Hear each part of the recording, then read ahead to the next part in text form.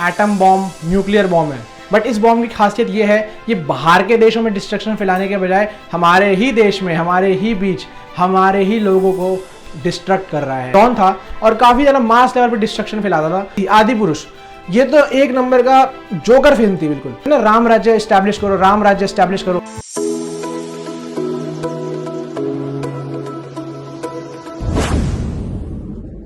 हरे कृष्णा, आप सभी का फिर से स्वागत है आपके अपने चैनल गौरांग के ज्ञान में। हमारे देश में एटम बॉम्ब, न्यूक्लियर बॉम्ब है और हमारा देश बहुत ज़्यादा प्राउड फील करता है कि एटम बॉम्ब्स और न्यूक्लियर बॉम्ब्स मास लेवल पे सामने वाले देश को डिस्ट्रक्शन फैलाते हैं और मास लेवल पे वॉर्स में हमारी हेल्प करते हैं। But we should be proud, हमारे पास एक और बॉम्ब है। बट इस बॉम्ब की खासियत ये है, ये बाहर के देशों में डिस्ट्रक्शन फैलाने के बजाय हमारे ही देश में, हमारे ही बीच, हमारे ही लोगों को डिस्ट्रक्ट कर रहा है। और इस बॉम्ब का नाम है द बॉलीवुड। बॉलीवुड जैसा बॉम्ब एटम बॉम्ब और न्यूक्लियर बॉम्ब से भी ज़्यादा खतरनाक है। ये बहुत ज़्यादा मास लेवल पे डिस्ट्रक्ट करता है। एटम बॉम्ब्स और न्यूक्लियर बॉम्ब्स तो एक पर्टिकुलर टाइम तक डिस्ट्रक्शन फैलाते हैं, बट बॉलीवुड जो है, जो पीढ़ी जा चुकी है, जो पीढ़ी है और जो पीढ़ी आने वाली है, जो पास्ट है, जो प्रेजेंट है और जो फ्यूचर है, ये सब के बीच में डिस्ट्रक्शन फैलाया है इस बॉलीवुड ने। जो आजकल बॉलीवुड की जो मूवीज आ रही हैं उसका नेचर 3 कैरेक्टरिस्टिक्स पे बेस्ड है। फर्स्ट कैरेक्टरिस्टिक्स कि ये बेसिकली ऐसी मूवीज बनाते हैं जिसके अंदर जो विलन है वो हीरो का रोल प्ले कर रहा है। फॉर एग्जाम्पल, जैसे अभी मूवी आई थी KGF 2। KGF 2 के अंदर जो हीरो था वो एक माफिया था और उस माफिया बंदा काफ़ी बड़ा डॉन था और काफ़ी ज़्यादा मास लेवल पे डिस्ट्रक्शन फैलाता था। और ये जो व्यक्ति डॉन बना था, इसके पीछे रीज़न ये देते हैं लोग कि ये काफ़ी ज़्यादा गरीब था बचपन में। इसकी माँ का जो गोल था ये सोना निकाल के दे, और ये इस कारण से माँ की इच्छा पूरी करने के वजह से ये डॉन बन जाता है और डॉन बन के ये लोगों को उड़ाता है और जिससे जो पैसा आ रहा है इसका वो गरीबों में बांट देता है। ये वाह, what a level of thinking these people have, seriously. For example, मैं काफ़ी ज़्यादा गरीब हूँ, ठीक है, और मैं सोचूं कि मैं मर्डर करता हूँ, मर्डर करके लोगों को उड़ाता हूँ और जो मेरे को पैसा, फिरौती का पैसा मिल रहा है उसको मैं लोगों के बीच में बांट देता हूँ। तो क्या मैं मसीहा हूँ? क्या मैं हीरो हूँ? No, I am not. तो डॉन व्यक्ति कैसे हीरो बन सकता है? आजकल की मूवीज यही आ रही हैं, जो इनका फर्स्ट जो कैरेक्टरिस्टिक्स उनका यही है कि विलन को हीरो का रोल प्ले करने के लिए बोलते हैं और जो इस मूवी के अंदर पुलिस है वो बेसिकली एक विलन है। तो ये इस प्रकार की मूवीज हैं। सेकंड कैरेक्टरिस्टिक्स क्या होती है इनकी मूवी के अंदर? तो सेकंड कैरेक्टरिस्टिक्स इनकी बेस्ड होती है ये सेक्सुअल इंटरकोर्स। जो काफ़ी ज़्यादा लस्टी डिजायर्स ऐसी मूवीज़ बनाते हैं जिसके अंदर सेक्सुअल सीन्स वगैरह हो, जिस वजह से हमारे अंदर एजिटेशन उत्पन्न होती है और हमारे अंदर ये डिज़ायर्स प्रेजेंट हो जाती हैं। तो हम लोग सोचते हैं कि रेप होता है हमारे देश के अंदर, तो हम लोग कैंडल निकाल के रोड पे शोभा यात्रा निकालते हैं, ये justice for this girl, justice for this, justice for that. इस प्रकार के हम लोग शोभा यात्रा निकालते हैं जब एक लड़की के साथ रेप होता है। बट रेप होता क्यों है? उसके पीछे हमने कभी सोचा है मेन रीज़न क्या है जो हमारे देश में लड़कियों के प्रति रेप होता है? वो ये है कि हमारी जो एजुकेशन है, हमारे जो मीडिया है, वो हमारे को ऐसी ऐसी चीज़ें हमारे सामने प्रेजेंट कर रही है ना, जिस कारण से हमारे अंदर वो डिज़ायर्स आ जाती हैं कि हम उस लड़की को भोग लें। हमारे अंदर ऐसी हमारी मनस्थिति बन जाती है, हम उस लड़की को माल की नज़रों से देखें। अपनी वाइफ के अलावा जितनी भी वुमेन है, चाणक्य पंडित बताते हैं, वो एक मदर के समान है। तो हमारा जो एजुकेशन सिस्टम है, हमारा जो मीडिया है ना, हमारे को ये सेक्सुअल डिज़ायर्स हमारे अंदर लेके आ रहा है जिस कारण से रेप होता है। और हमारे जैसा इंडिपेंडेंट तो कोई हो ही नहीं सकता।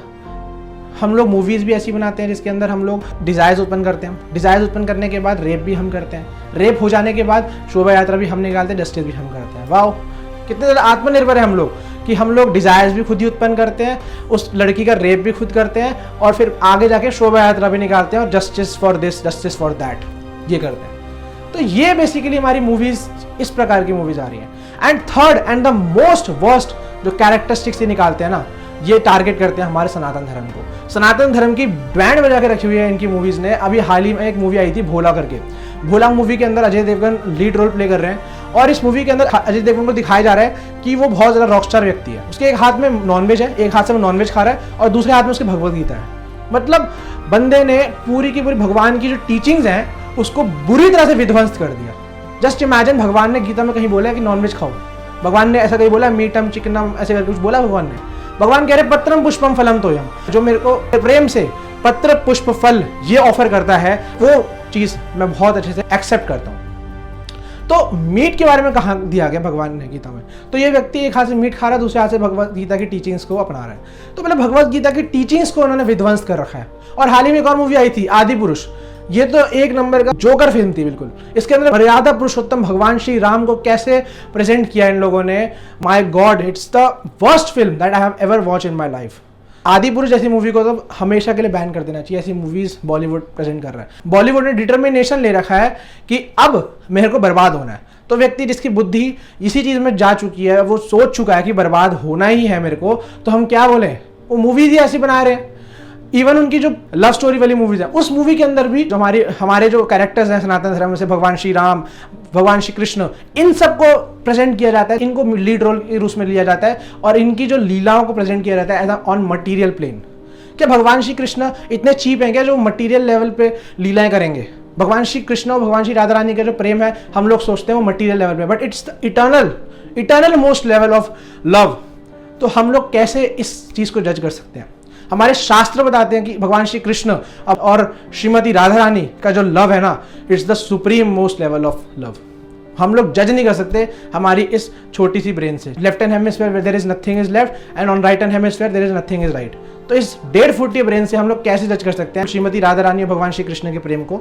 It's impossible for us. तो हमारा जो यूथ है वो कितना ज्यादा एग्रेसिव हो रहा है, कितना ज्यादा मास लेवल पे उनके अंदर एंग्जाइटी, डिप्रेशन, टेंशन, सुसाइड, ये सब क्यों आ रहा है? बिकॉज उनकी जो वैल्यूज है ना वो विध्वंस कर रखी है हमारी मीडिया ने। इसलिए मैंने आपको स्टार्टिंग में ही बता दिया था कि जो एटम बॉम्ब और न्यूक्लियर बॉम्ब पर्टिकुलर टाइम के लिए डिस्ट्रक्शन फैलाते हैं, बट ये जो बॉलीवुड जो नाम का जो बॉम्ब है ना, ये हमेशा के लिए डिस्ट्रक्शन फैला ही जा रहा है और लगातार कंटिन्यूसली डिस्ट्रक्शन फैला रहा है। तो बॉलीवुड को समझाना तो इट्स इम्पॉसिबल, बिकॉज अब ये लोग डिटर्मिनेशन ले चुके हैं कि अब हमारे को बर्बाद होना है। बॉलीवुड को समझाना बेकार है।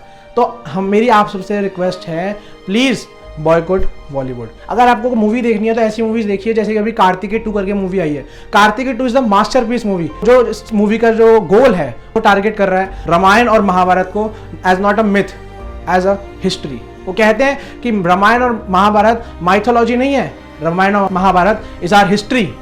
तो ऐसी मूवीज बननी चाहिए। तो ऐसी मूवीज को अगर हम लोग देख के सपोर्ट करेंगे तो हमारी जो यूथ है उनकी ना वैल्यूज भी आएंगी। तो वैल्यू बेस्ड मूवीज बनेंगी ना, तब जाके हम लोग राम राज्य, हम बोलते हैं ना राम राज्य एस्टैब्लिश करो, राम राज्य एस्टैब्लिश करो। तो राम राज्य कैसे एस्टैब्लिश होगा? जब हमारे यूथ को हमारा कल्चर पढ़ाएंगे, हमारी वैल्यूज देंगे, हमारी लर्निंग्स देंगे, तब जाके बेसिकली हम राम राज्य को एस्टैब्लिश कर सकते हैं। तो it's my request, please boycott Bollywood. Hare Krishna.